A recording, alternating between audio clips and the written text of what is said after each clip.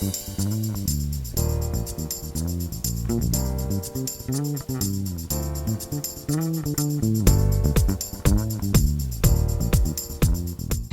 TV, DMS Chats, we welcome Sir Lsg. Welcome, brother. Thank you. Thank you for joining us, and man, I'm happy to have you.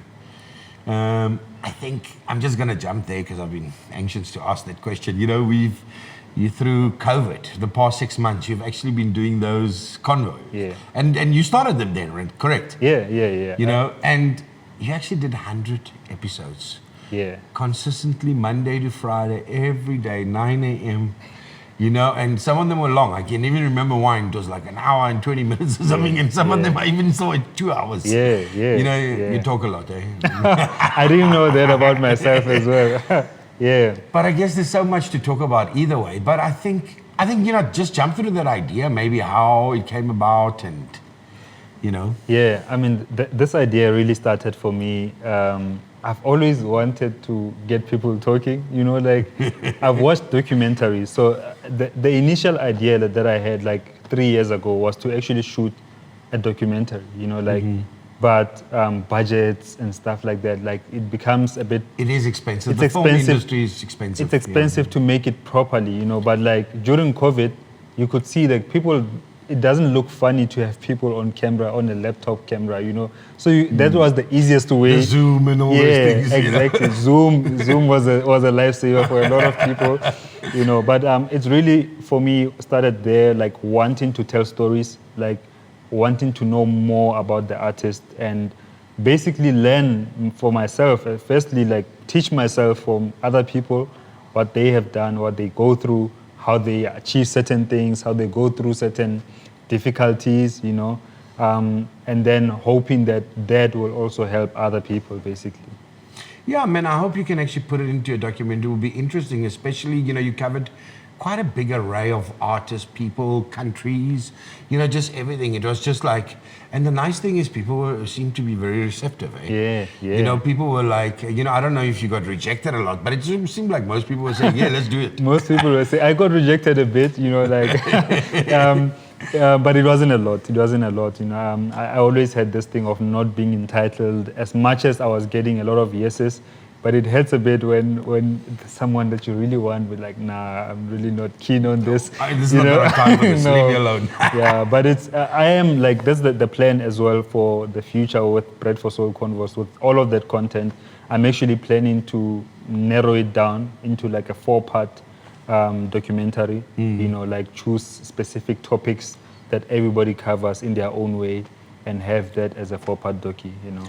Yeah, I think it's important. I think one thing that we have, is, especially us as a country, that we don't have, we don't have our things documented.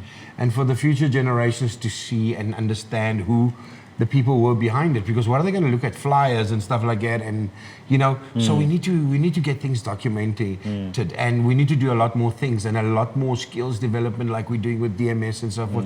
And the more platforms there are, and especially the ones that add value, I think it builds.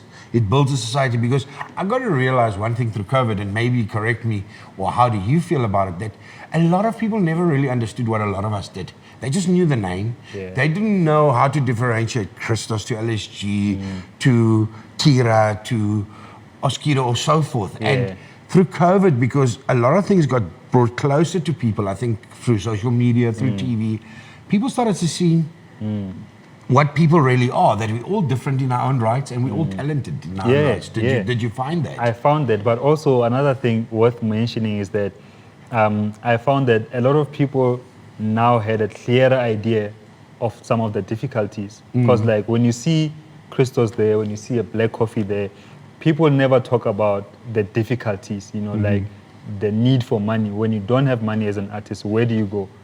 What loan are you getting from a bank? You know, with what payslip? You can't get that. So I think it was an eye opener for a lot of people, and I think it might have scared some people to join the industry. But like, you know, the good thing about that is that those who stay, those who are accepting of the difficulties, end up staying for the right reasons. You know. Sure. Yeah. It kind of shredded out. Yes. You know, maybe people who got into the industry for the wrong things Yeah. or not knowing what it's all about. 'Cause Yes. It's tough. Yeah. It's tough. Besides COVID, it's tough. It's tough anyway. You know? Yeah, true. I think through all your convos, I mean, because you spoke to so many people, what is the feeling? I mean, where do you think we're going? I mean, you know, because you spoke to so many people from different countries and so forth, and we're all in a different space, I guess, with the epidemic. What do you feel? Do you think the industry is going to open soon? What is their feeling? Is there better avenues to make money? Or are we just stuck in this trap? We're not sure, we're uncertain. What do you feel all around speaking to 100 people about this? I think the feeling is very different, you know, from different people. So Okay. there are certain people who are very optimistic. This is another thing that I learned, you know, like when you speak to different people, you start seeing mindsets of how different we are and similarities. But the differences is that some people are so optimistic, they feel that because of COVID, because of having so much time in studio and thinking less about I want to gig here and only making the music because they want to make the music. It changes a lot of perspective, you know. So it's more like people becoming true, people becoming real and not really caring about making music to be booked. That's the first thing. But So second, it brings the you. yes, it brings like the real, you know, You out. authenticity, you know. Yes. And secondly, I realized that some people are kind of like, man, it is what it is, you know, like we don't know. And nobody knew, like nobody really had an idea of what's going to happen post-COVID, you know. So there are some people that I could get a sense that they're not really motivated to be in studio. They're not really motivated, like people just want to get out of this thing, get gigging, get their lives going. So, and both views are valid, you know, for me. It's just very interesting to see how we look at Everybody deals with it differently. And I guess, look, Differently. it depends on the situation, the country you're in, the advantages you have, because there is some relief for some people, other Yeah. people there isn't, or there's very minimal, some don't have any. Yeah. You know, and I guess that also plays a role Yeah, yeah. and a part in it. I think maybe, okay, let's maybe shove that aside. LSG himself, because I think he done really well. I mean, there's very few people, I think, in the country that follow the soulful genre, which I think is probably, for me, it's a very powerful genre because there's lyrics, there's a feeling besides the music. So it's like an all-round feeling. It's like, it's a very special genre. And somehow, I don't know if it's me, but I feel in the past 5-7 years, the radio stations have let us down. I don't know why they don't play vocal house. We've actually started to play a lot more instrumental house on radio rather than vocal house. And even DJs, they've kind of, we're not playing vocal house, you know. And I'm not saying people should play a specific genre or not, but I think as genre, you know, vocals have a good story to tell always. Yeah. You know, and it supports vocalists, and vocals also go with a lot of live instrumentation. Yes.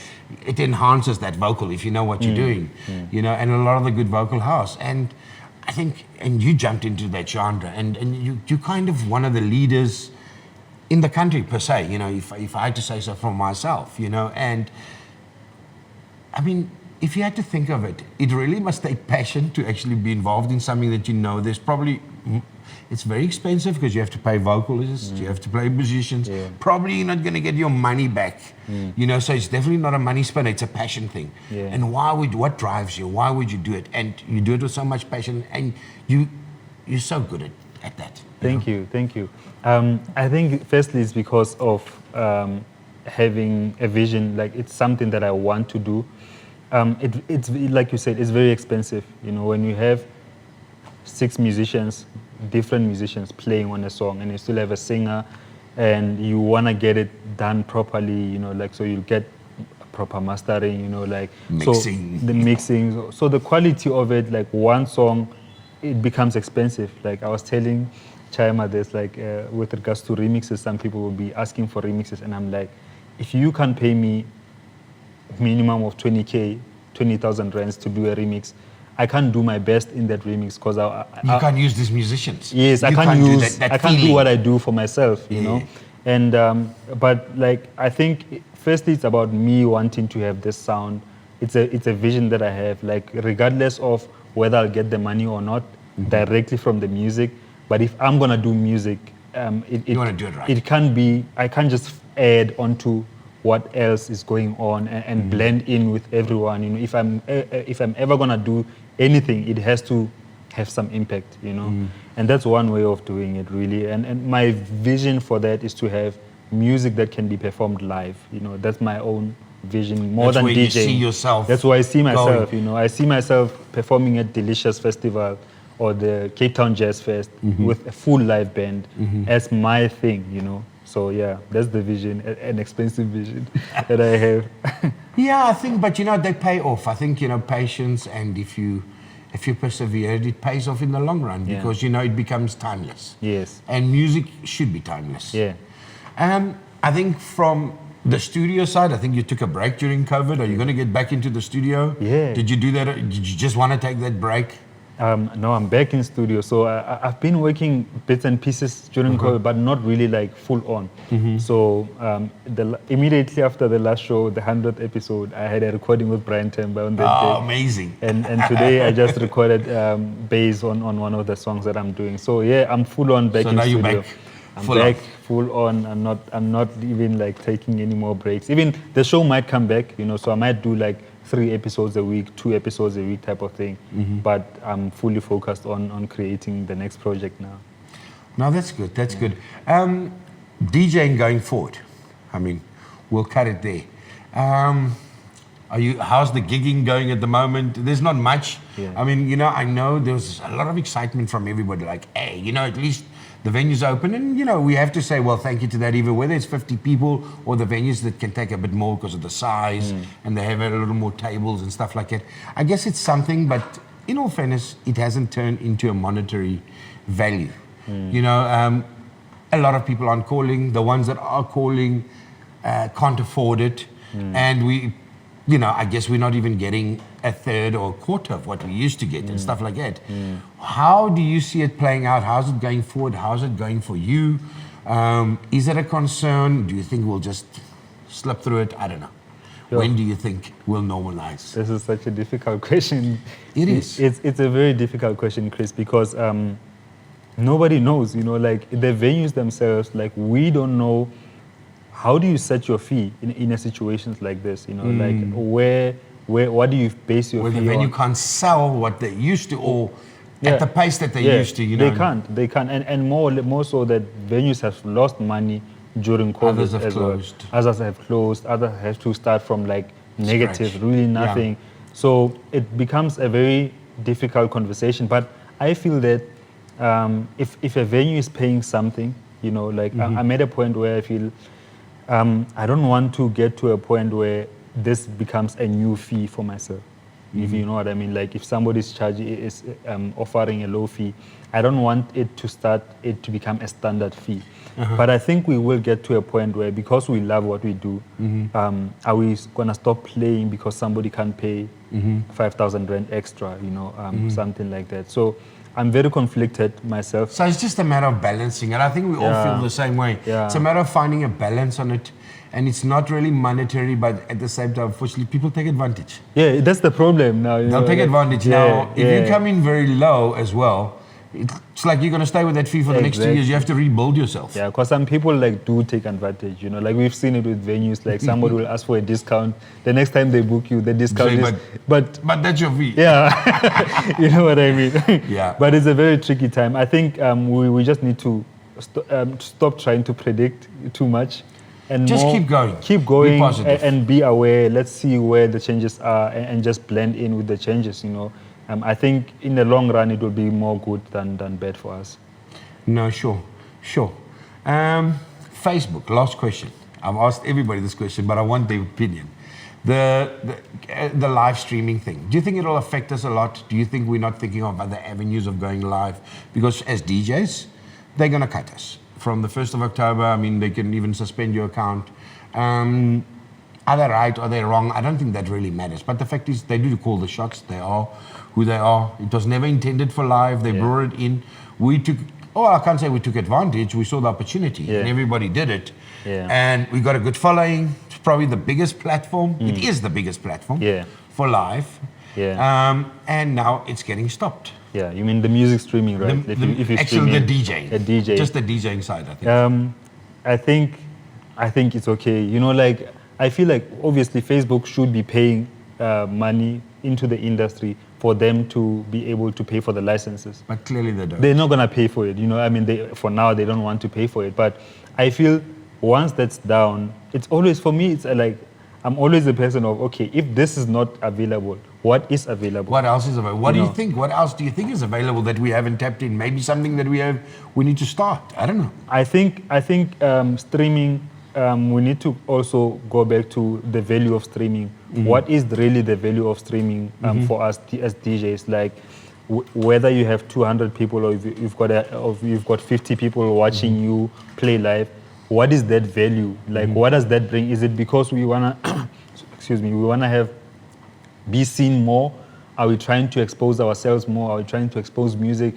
Because that's the whole thing. Like, are we only doing it because the avenues For followers or for something. followers? You know, like what is the value that we are streaming? Because I actually don't mind not streaming ever. You know, like if I don't, it's like I don't stream. You know, like it's okay. But if there was some monetary value that could be tied to the live streams, you know. And maybe those are the things we should look at. Maybe we should look at a platform or creating a platform where the people's the artist songs that we play could be paid. We could be paid something as well, so we can add value, grow this thing, bring in the numbers, and everybody benefits. Yeah. Maybe then I guess we'll see it from a different avenue. But I guess you're right in a certain sense now. At the moment, what is it really that you're trying to achieve? I guess people just want to get publicity and push themselves and maybe show a side. But but I guess it's also not the end of the world, and maybe it's opportunities for new doors to open. Maybe. And Chris, like to be honest, like all of the paid streaming that have been happening during lockdown, I played a gig, right? A paid streaming gig. The ticket was I think $100. Yeah. You know how much I got paid?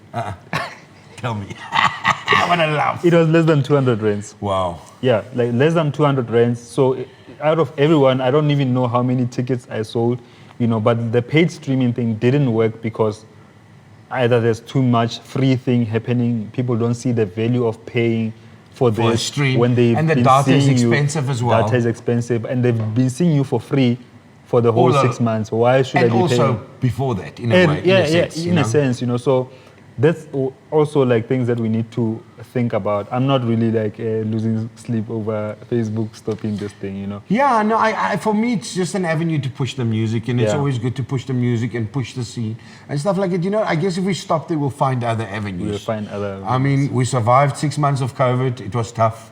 We shred off a lot of things, but at the end of the day, we survived. We're here today. Yeah. And we'll survive this as well. Yes, And that's yes. kind of what I wanted to hear. Let's not stress over things that, well, it's not the end of the world, is it? Yeah. You know, we just find new avenues. Yeah, we need to. Thank you so much for joining us on DMS Chats, DMS TV. Thank you. And Thank it's you, always a Chris. pleasure having you. Thank you so much. Thank you.